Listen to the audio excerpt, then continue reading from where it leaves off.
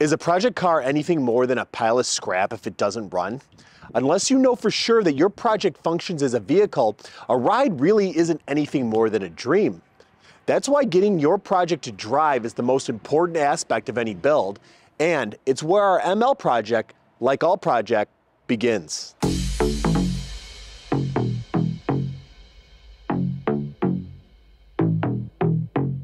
OJ Lopez of Fluid Motor Union here. Welcome back to the second part of our ML project series. If you haven't already seen the first video, click the link above to get you up to speed. We haven't officially named this project, but we're auditioning names in the comment section below. So drop your suggestions and we'll send the winner one of our primo Bad Driver hoodies. In today's video, we're going to be covering the meticulous inspection process that goes on this car and every car that comes through the doors of FMU, as well as taking care of the timing chain repair that ultimately led to the purchase of this vehicle. But before we dive in, you know the drill. Nail the like button, drop a comment for the algorithm, and don't forget to hit the bell icon to be notified when we drop updates on everything here at Fluid Motor Union. All right, Keller, 198,000 miles. This thing's running pretty rough. You already inspected the car, got some timing chain faults that we believe are the result of the actuators going bad. So we already know this thing's going to need some work. I just want to test drive it to make sure the transmission's not about to die and it doesn't have any other major issues going on. So yeah, it rattles pretty bad. So I wonder if the chain's even tight on there. Maybe don't go too far. It's startup, yeah. Definitely want to make sure the rest of it's worth putting money into it. Right away, you hear that? Yeah, that sounds pretty clunky. Clonky. It's got this nice. Seems like it's low on power. Oh, it's got one of the old memory cards. Oh, sweet. It's Shrek. This thing's pretty rough, but most of it feels engine, maybe a motor mount, maybe sway bar, but overall, being that this thing is fairly rust-free, I think it'd be a good candidate to do some of the stuff I'm thinking about doing. Do you know the new 167 platform is basically like a really limited update? Just park it in the graveyard. Let's get back before the chain comes completely off, though. Hey, you want to know how I know that the owner of this car was roughly our height? Look at this. Look at the seat. Check out the wear on this thing. So if you're short, you stand up on the thing and then sit down into it. But if you're just about 5'11", 6 foot, then you don't use a running you roll board? your butt in and you scrape that off. And also I saw them. Probably the most crucial part of what we do here at Fluid Motor Union is the intake of the car, which is the inspection. The inspection is our handshake to the customer, where we look a car over and give our opinion on what's going on. A lot of people will say, oh, it's a marketing tactic, you're just trying to sell stuff. Well, first of all, our techs aren't based off of commission on what they sell for the vehicle. I did that on purpose, mostly to keep that avenue from being taken advantage of. If the tech isn't relying on what he finds to feed himself, he's not really going to care what's there. It's going to be more truthful. We like to do a thorough inspection on every car for two reasons. The first one being it lets the customer know what they can expect coming down the road, what repairs they need to be aware of. But on the other aspect, it covers our butts. If we see something come in here and we start to see something going on, the customer's aware of that. We know it's wrong, they know it's wrong, and we note that in our inspection. Start off in the engine bay.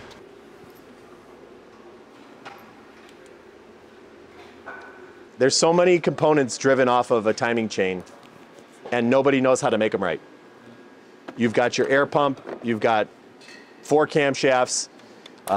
In some cases, you have Valvetronic or variable valve lift actuations. All the stuff that's oil driven, the pump, you know. There's a lot of accessories that run off a timing chain. And then the chains are smaller. But then if you've got like the split chains, like on the Audis, where you have like 4 or 5 chains, moving all that stuff around, everything's a ticking time bomb. Direct injection pumps, there's another one. All that weight on the timing chain. No one's gonna figure this out, not anytime soon.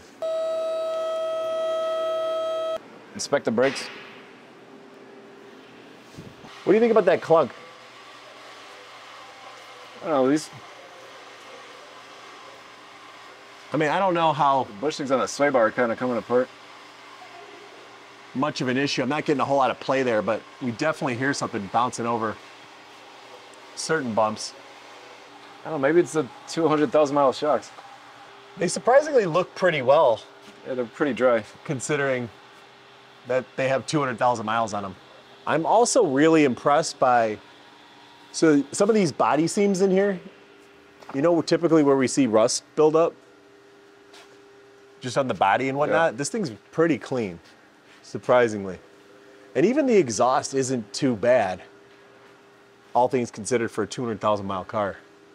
These shocks back here look good, You're right though, like even all the paint is still on the differential. which is weird, right? Like if you get an ML, you're not getting it to drive in the summer, you're getting it Yeah. to be a winter car. So this thing was driven carefully, or maybe in Indiana they don't use as much salt.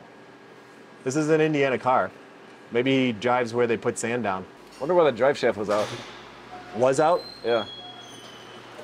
Maybe it's related to that little bit of vibration that you can kind of feel. Hey, how many cars do you think Mercedes has sold because it had the words blue efficiency on the side of it? Like additionally, worldwide. Like who's the guy out there being like, I don't want a regular Mercedes, it's gotta be a blue efficiency model. Pulling the shields down lets us know if there's any ongoing leaks, if anything's dripping down onto the pan. We know we're dealing with potentially something that needs to be addressed. Like this leak. It's a little wet up here. But like, I don't know. Oh wait, hold on. We've got CV boot juice. You could take that down and just put it right in the garbage. Oh, what? Yeah, like It's coming out of the drive shaft. that's awesome. Look, it's coming out at just one point. Impressive. Nothing too crazy. All in all, I'd say this could be a pretty reasonable project. Rust isn't too bad, and that's really my big selling point. So most of this stuff should be able to be handled. I wouldn't recommend too many people take on a timing chain job that doesn't have a clear end, because that timing chain job could potentially turn into an entire engine replacement. But that being said, we're an automotive shop, so we're gonna find out what it needs. Now that we completed our inspection and showed you all the things we need to address, our game plan Hey, is moving that ricotta forward, cheese? we need to replace the timing chain, repair all the leaks, fix the clunking, but the clunking sound, I think, is coming from the front shocks, so we may be it best to address that when we do the lift. Any other maintenance items that might be needed as well, like a brake flush, differential flush, coolant, anything Oh, that's... that's not ricotta. No, it's Greek yogurt, dude. What do you... Hey, is that a stainless steel... Yeah, Where- dude. Fabrication shop made it. Save the turtles. So I've seen a lot of videos going around recently of timing chains on some of the European cars, talking about the complexity of them. Here's another one. This is a 2012 M276 V6 Mercedes. Now, the motor immediately before this engine had known issues with the balancer shaft. This one did away, did not have those issues. However, the issues it is having, and the issues that most cars are having, is problems relating to the timing chain. And there's a lot of reasons why that could be. It could be inferior materials.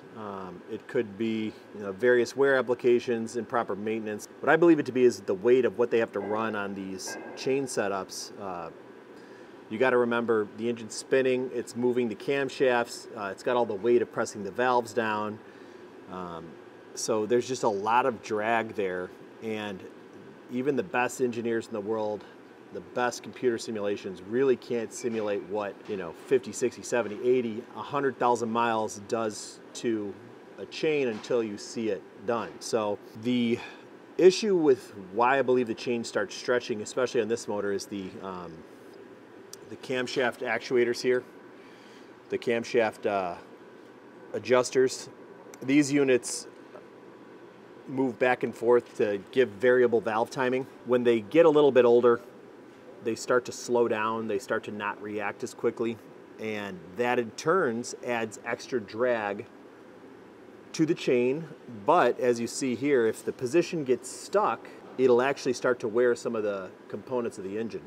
When we got this car in, it had faults for the camshaft position on bank 2, and sure enough, when we got the valve cover off and tried to line up the timing, we just weren't hitting the correct timing marks on this bank. It wasn't until we separated the valve cover, which is also an integral camshaft tray, it kind of holds the camshaft down, that we actually saw heavy wear here on the lobes. It's almost like a groove has been worn into them. Now this timing chain here is separate, and it's separated down here. As you can see, you got a timing chain for each bank. That gives us a clue as to why this side's affected, but not this side. So I believe one of these two, maybe both actuators failed. That started to cause the camshafts to no longer be able to hit their target positions, and that in turn accelerated the wear on the camshafts, which also could end catastrophically, sending additional metal shavings into the motor, and if depending on where that gets, that could wipe the motor out. In this situation, oftentimes, even if you do say, hey, let's just throw some cams in this thing, throw some new actuators, some of that metal shaving could have gotten inside of the motor and could be doing damage further up. So this is a sticky spot to be in for a automotive shop, because if we do the camshafts and the customer spends a ton of money doing this timing chain that we're going to be replacing, but 6 months from now they come back because their bearings are worn out, the thing's clacking around, they're not going to be too happy about spending that money. So in these situations, we kind of really have to do a good job explaining to the customer what they're getting into, what the potential could be, and if they're okay coming back in 6 months, taking a chance, doing the cheaper route, are they okay saying, oh, well, at least we tried, let's put a motor in it now? I would say 8 times out of 10, they're not. And because of that, this customer chose to give up the vehicle and just said, I don't want to deal with it. And that's where we were able to pick it up. Now that it's our car, and I don't mind taking that gamble because we are the ones doing the labor and we are the ones fixing it, I'm willing to chance that, hey, maybe we just put these camshafts in and maybe it's okay. But if it does need bearings, if it does break down, maybe I have to put an engine in it. It's not something I want to do, but if something does go wrong, it's on me to do it. If I was looking for a surefire solution where I could tell the customer, you know, I warranty, I guarantee it, I would get a motor from a reputable parts place with either a 90-day, the higher the warranty, the more you're going to pay for it. And I would offer to stick that in as, here's the option you want if you want a headache-free solution for what you have the issue. Now, that might seem a little backwards because you're quoting them out big, but the idea then being that anything else you do under there, you're either trying to save them money or taking a chance, and you let them make that decision instead of you saying, oh yeah, it's just going to be camshafts and let's toss them in there. Then you toss them in there, and like I said, 6 months from now they said, why did I spend all that money? Why didn't you just quote me an engine then? I had to pay for something that didn't fix my engine long term. When it comes to customer satisfaction, that's just a risk that we really have to hold hands in unison with the customer in our communication. And a lot of times, if you give the customer that information and they look at it financially and they add it up, they might just say, hey, it might be smart for me to get out of this car. That's, again, the opportunity that we had. Customer wasn't willing to put the money in, didn't see it, kind of saw it as a loss, and we picked it up for a pretty decent below market value. So the idea now is, let's see if we can get some camshafts in there and get this thing running again. The best laid plans of mice and men often go awry. How true that ended up being. With the upper timing covers off, we could see something wasn't right with the lower chain guides, which meant that the lower timing cover would need to come off, which meant that the oil pan needed to come off. which means that the front differential needed to come down. And with all that removed, we could see that the lower guide was damaged, which meant that the cylinder heads needed to be removed to access, which turned into a teardown of the short block. We did not anticipate this. It was a lot of work, way more than we wanted to do. But even back together, it still wasn't done fighting us. All right, so we got everything back together and started the car up. Now we went ahead and replaced all 4 camshaft adjusters, 2 camshafts, the timing chain, and then the various tensioners that went with it. And we got this thing running, and we're running into a fault for the camshaft bank 1 intake cam, which is this guy here, which isn't any of the stuff that we replaced. Now, Keller's ran into a problem with these that I'm going to have him talk about that he's seen, and then we're going to go over some potential fixes for it. However, they're not exactly what we feel is the most professional way to go about it. However, because this car is more or less been dropped off to us, we can take those chances where if this was a customer's car, we might not be so carefree in it. So Keller, why don't you tell us what we're dealing with currently right now that we got this thing back together? So once I got the time mark at 53 degrees, looking through the camshaft sensor hole, the reluctor wheel on the camshaft should line up exactly in the middle of it, and it's not. It's a little bit before it. So what I feel happened is the camshaft reluctor wheel slipped on the camshaft. They're just pressed on there, and if you have a bad camshaft adjuster, it could actually cause it to rotate on the camshaft. Because those are more or less attached, but not in a way that's like keyed or welded or anything. Right, it's just pressed on there. So the proper way, which if we were selling it to a customer, would we remove this and possibly go with a new camshaft? Yeah, the new camshaft will fix it for sure. And then there's also a tool you could use that can align this back up. But again, we'd have to remove the camshaft. Pretty much we'd have to pull this thing back down further from this point, which we still might have to do. So basically I'm going to see if I could tap that reluctor wheel back in its right place, right through the camshaft hole right there, and we'll give that a shot first before we tear everything back apart. So basically you're going to pound on it with a hammer. That's right. That's what I said. Because if you can see this piece, it needs to be more in center, more centered. In theory, if we get it wrong, it's just going to continue to fault, but you never know. You could have something that, you know, causes it to misfire, free spin, cause some damages in there. So this is a big chance. Again, I'm not saying to do this. I'm just saying we're going to try it, and if it works, we'll see what happens.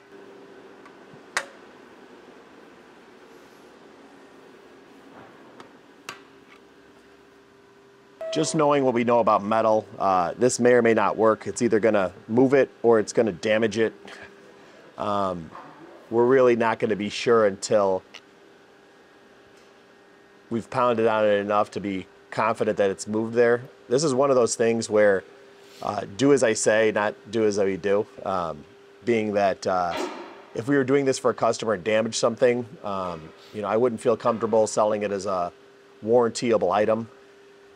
In theory, once we get that thing into place and it's tight and locked down, it shouldn't have any forces on it that move it, as long as the camshaft adjuster, which went bad before and was the cause of the failure, doesn't fail again anytime soon. So really, it's just about getting it into place. And this is definitely not something that I want you guys to watch and think that, hey, this is the way they did it, I should do it. And then, you know, anytime you're dealing with timing can be detrimental to an engine, cause catastrophic issues.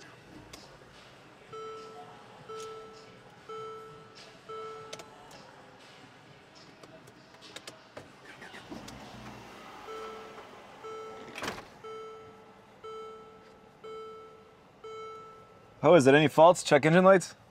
No lights yet. Probably good enough for a test drive. Let's go. I guess it made it past 2 starts. All right, let's go cruise this thing. This drive's pretty nice. I'm happy. Kelly, are you happy? You think if I step into it, the timing chain will break? Punch it.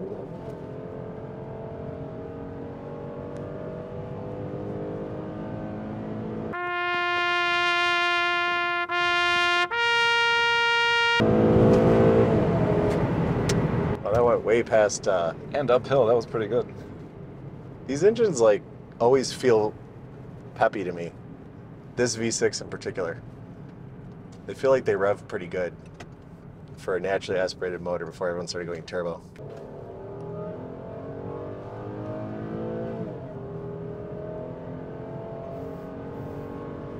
It's weird, it doesn't sound terrible for a V6 either. But it looks like it held up. There's no flashing check engine lights. I don't hear any horrible noises. Other than it needing basically a whole entire engine rebuild.